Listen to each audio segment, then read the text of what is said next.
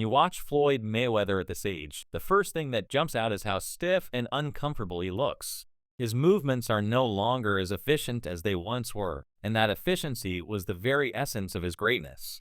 Nobody denies that Mayweather is one of the greatest of all time, but the reality is that someone like Terence "Bud" Crawford would beat him if they ever fought today. Crawford has every tool you need to defeat Floyd, and as much as people respect Mayweather's legacy, even his diehard fans would struggle to make a realistic case that he could handle Crawford now. Zab Judah was a terrific fighter in his day, extremely skilled and dangerous, but even he doesn't compare to what Crawford brings into the ring. Now the story that has everyone talking is the possibility of Floyd Mayweather returning to professional boxing at the age of 48, and possibly 49 by the time it happens. After the news of the scheduled Mike Tyson exhibition in 2026 broke, rumors began swirling about Floyd going beyond exhibitions and actually attempting another professional bout. When this possibility was mentioned, Joe Rogan weighed in. He stressed that Floyd's body is no longer the same and simply doesn't operate with the efficiency it once had. Rogan explained that Floyd's reflexes, endurance, and ability to maintain his defensive brilliance have all diminished with age. Going 12 rounds, something Floyd used to make look routine, would now be a grueling test of survival for him. Rogan noted that even completing a full fight would be an achievement at his age, let alone winning against someone in their prime. Fans are left both shocked and skeptical about why Mayweather would want to risk his legacy. Many are asking whether the motivation is purely competitive or if the lure of money and attention is too strong to resist. Mayweather has already fought in numerous exhibitions against influencers and former fighters, and the Tyson bout has already generated curiosity. But stepping back into a real professional fight, especially against a dangerous opponent, is a different level entirely. The risk to his perfect 50-0 record is massive, and one loss would permanently alter the way people view his spotless career. Critics have pointed out that a fighter like Terence Crawford wouldn't just beat Mayweather at this age, he would dominate him. Crawford is simply too fresh, too sharp, and too versatile. Timothy Bradley, a respected former champion, has been especially vocal about this. Bradley flat out said that Mayweather is a legend, but Crawford would melt him today, no question about it. He admitted that a prime version of Floyd might have made things interesting, but right now, Crawford would stop him. Bradley emphasized that Crawford's speed, activity, ring IQ, and adaptability make him one of the most complete fighters in history. He can switch stances, control distance, counterpunch, and apply relentless pressure, all while carrying legitimate knockout power. That is a combination Floyd would have no answer for at nearly 50 years old. Rogan echoed this sentiment when discussing Mayweather's career arc. He acknowledged Floyd's greatness, but also pointed out how his style changed over time. Early in his career, when he was Pretty Boy Floyd, he was aggressive, fast, and willing to take risks. Later, when he became Money Mayweather, he focused almost entirely on defense and winning decisions. It worked, and it preserved his undefeated record, but it also made his fights less exciting for fans who craved knockouts. Rogan said this evolution, while smart, robbed his fights of that electrifying quality and left some fans underwhelmed. That makes the idea of Floyd trying to come back now even more controversial. Could he possibly recapture excitement, or would it just show how much age has taken away? Bradley compared Floyd's struggles against Zab Judah to what would happen against Crawford. Judah gave Mayweather real problems in their fight, especially early on, because he was a slick southpaw with speed. Bradley noted that Crawford, also deadly from the southpaw stance, is far more complete and powerful than Judah ever was.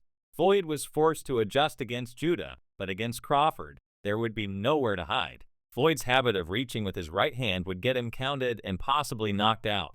Bradley pointed out that Floyd had a 72-inch reach, which served him well, but Crawford has a 75-inch reach, equal or better reflexes, and hits harder. Crawford's concentration, ability to switch stances, and back foot counterpunching would make him a nightmare opponent. Other voices in boxing have chimed in too.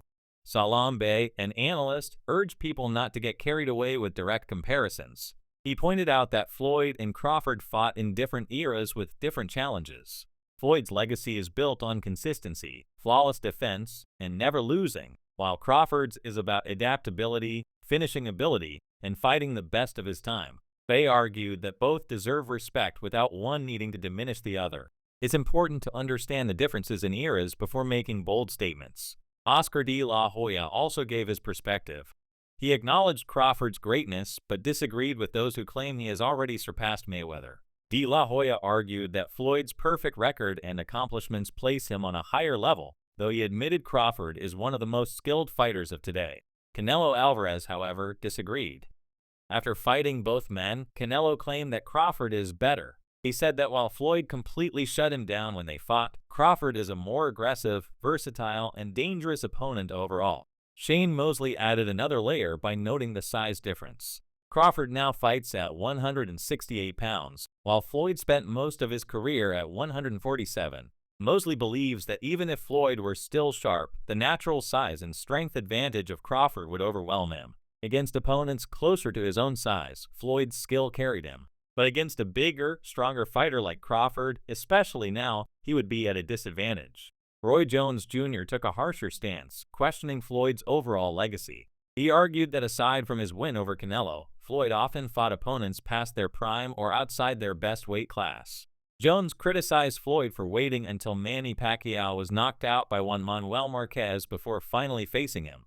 According to Jones, Floyd never sought out the toughest possible challenges at their peaks, which makes it hard to put him in the top 5 fighters of all time. Jones still gave Floyd credit as a great fighter, but suggested his legacy is a bit inflated compared to someone like Crawford, who consistently seeks the most dangerous fights available. This debate has sparked endless conversation. Supporters of Floyd emphasize his perfection, 50 wins, 0 losses, incredible defense, and a career where he was never truly beaten. Supporters of Crawford highlight his dominance, his ability to switch styles seamlessly, his knockout power, and his willingness to fight and defeat elite opponents like Errol Spence and Canelo Alvarez. Both sides are passionate, but the consensus around Floyd attempting a return at 48 or 49 is overwhelmingly negative. Most people think it is a terrible idea that risks his legacy and his health. The truth is, time catches up with everyone, even the greatest.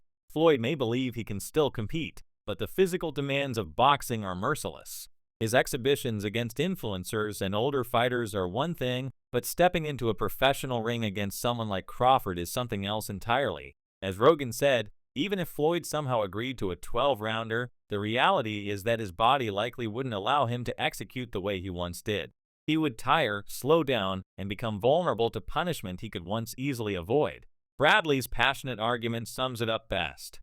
He insisted that even if we debated prime versus prime, Crawford's power, reach, and adaptability might still give him the edge. But against the version of Floyd alive today, there is simply no contest. Crawford would beat him every single time. Bradley called Crawford the most complete fighter he has ever witnessed, with a granite chin, power, footwork, and fight IQ all rolled into one. He said flatly that Crawford would beat Floyd 7 days a week. The larger takeaway from all these discussions is that greatness in boxing can be judged in many ways. Mayweather's legacy is built on perfection and defensive genius. Crawford's is being built on dominance, versatility, and fearlessness in facing the best of his generation. It's not always fair to compare across eras, but fans can't resist the debate. The prospect of Floyd trying to come back at nearly 50, especially against someone as dangerous as Crawford, only fuels that fire. But for most observers, the conclusion is clear. While Floyd Mayweather is an all-time great, Terence Crawford today would not just beat him, he would dismantle him. And as much as fans love Money Mayweather, they know in their hearts that time is undefeated, and this is one fight Floyd should never take.